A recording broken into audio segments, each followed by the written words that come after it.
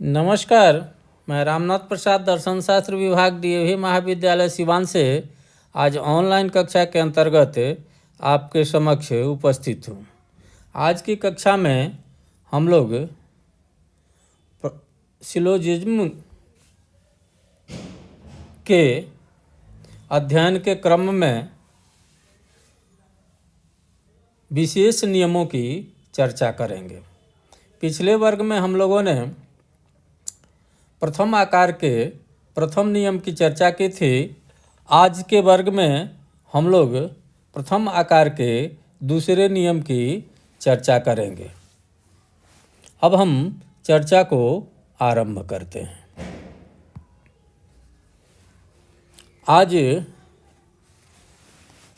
जैसा कि हम लोग जानते हैं कि इसमें दो तर्क वाक्य होते हैं, तो हम लोग दूसरे नियम की चर्चा में देखते हैं कि इसमें बताया गया है कि लघु वाक्य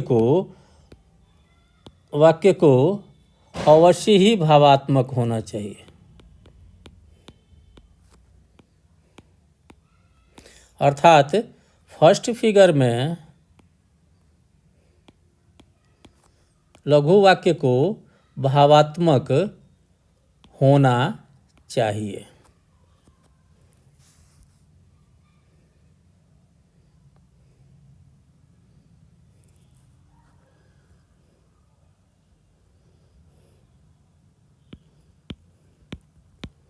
नियम 2, प्रथम आकार में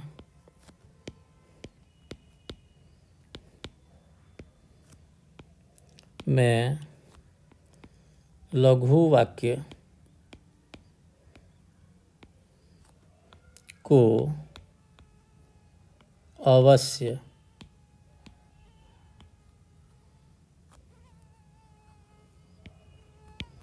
भावात्मक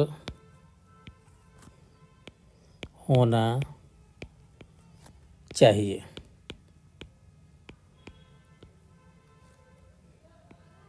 ठीक है,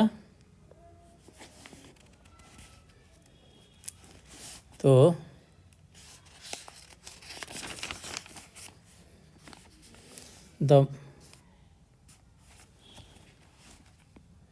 the minor premise must be affirmative।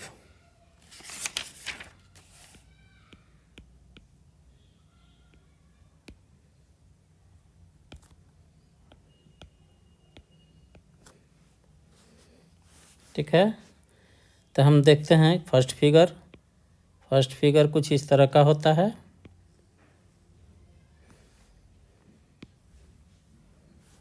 First figure की विशेषता है कि मिडिल टर्म जो है वह मेजर प्रेमिस में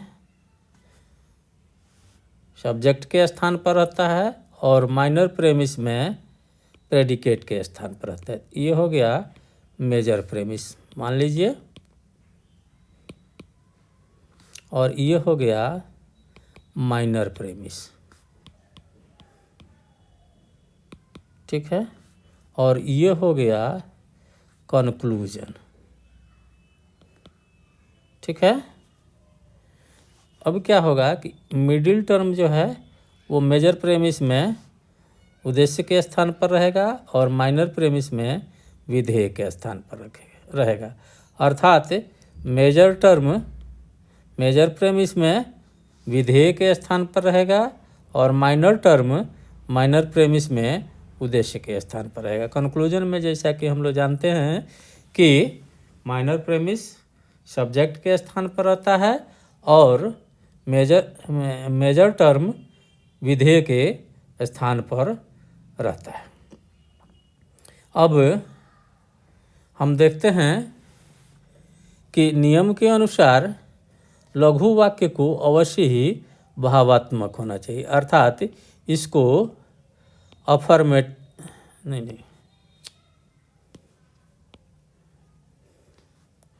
लघु वाक्य अर्थात माइनर प्रेमिस को अफर्मेटिव होना चाहिए। ये पहली स्थिति हम मान लेते हैं। तो इसमें कुछ सिद्ध नहीं करना है।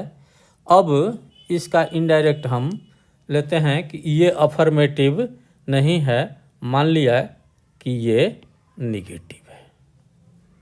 ठीक है, तो ये दूसरी स्थिति हम लोगों ने स्वीकार की कि अफर्मेटिव इसका कोई अपवाद है या यह नियम सही नहीं है, तो हम यह स्वतंत्रता लेते हैं कि हम इसको मान लेते हैं कि माइनर प्रेमिस निगेटिव है। और जब ये निगेटिव होगा तो मेजर प्रेमिस अफर्मेटिव होना होगा, क्योंकि दो निगेटिव प्रोपोजिशन से कोई भी निष्कर्ष नहीं निकाला जा सकता है। ऐसी स्थिति में इसका मेजर टर्म जो है वो अनडिस्ट्रीब्यूटेड हो जाएगा, क्योंकि यह विधेय के स्थान पर होगा। और हम जानते हैं कि अफर्मेटिव प्रोपोजिशन में विधेय कभी भी व्याप्त नहीं होता है।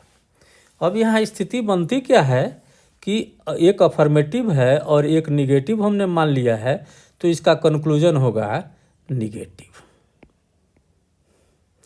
ये स्थिति बनती है। निगेटिव प्रोपोजिशन में उद्देश्य विधेय व्याप्त होता है। ठीक है, तो हम जब और नियम कहता है कि किसी भी उद्देश्य को हम कंक्लूजन में व्याप्त नहीं कर सकते हैं जो आधार वाक्यों में व्याप्त नहीं है। यहाँ मेजर टर्म के संदर्भ में हम देखते हैं कि यह मेजर प्रेमिस में डिस्ट्रीब्यूटेड नहीं है, क्योंकि अफर्मेटिव प्रोपोजिशन का विधेय है और अफर्मेटिव प्रोपोजिशन का विधेय व्याप्त नहीं होता है। परंतु कंक्लूजन चूँकि निगेटिव है और निगेटिव प्रोपोजिशन का विधेय हर हालत में व्याप्त होता है, तो यहाँ भी यह व्याप्त होगा। तो आधार वाक्यों में व्याप्त नहीं होना और कंक्लूजन में व्याप्त होना एक दोष को जन्म देता है, निर्दोष निष्कर्ष नहीं निकल पाता है। अर्थात इसमें इलिसिट मेजर का दोष हो जाता है। इससे कोई निर्दोष निष्कर्ष नहीं निकाला जा सकता है।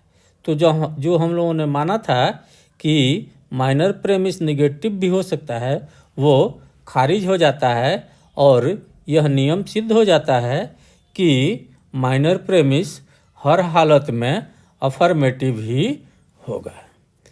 इस तरह यह नियम सिद्ध हो जाता है। आज इतना ही।